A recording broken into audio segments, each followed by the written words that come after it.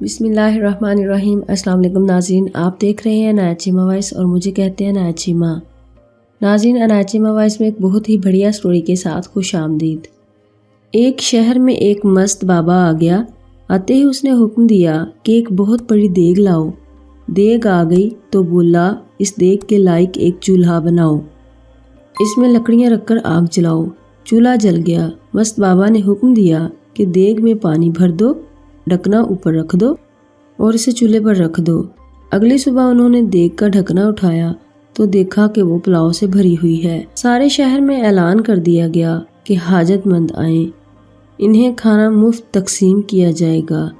اس اعلان پر سارا شہر دیگ پر امڑ آیا۔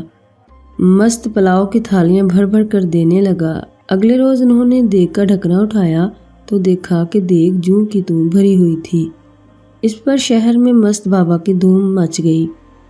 برتاوے تھالیاں بھر بھر کر لوگوں کو بانٹتے، مگر دیگ جوں کی توں بھری تھی۔ حاجت مندوں میں ایک فقیر بھی تھا۔ وہ خالی ہاتھ آتا اور سارا دن کھڑا تماشا دیکھتا تھا۔ برتاوے کہتے، میاں تو خالی ہاتھ کیوں کھڑا ہے؟ برتن لا اور چاول لے لے۔ وہ کہتا، میں حاجت مند نہیں ہوں۔ اس بات پر برتاوے بہت حیران ہوتے کہ کھڑا بھی رہتا ہے، بٹر بٹر دیکھتا بھی رہتا ہے، مگر کھاتا پیتا نہیں ہے۔ انہوں نے مست بابا سے بات کی۔ مست بابا نے کہا، اس شخص کو میرے پاس لاؤ۔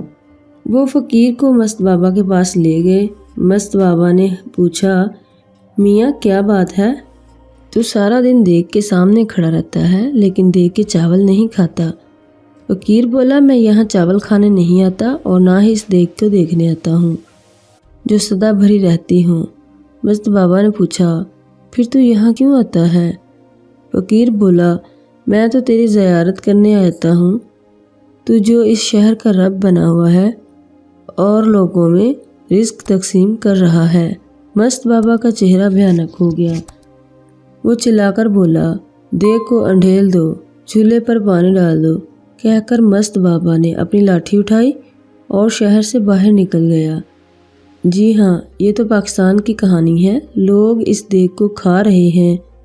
وہ چلا جاتا ہے تو دوسرا گروپ آ جاتا ہے، وہ چلا جاتا ہے تو تیسرا گروپ آ جاتا ہے۔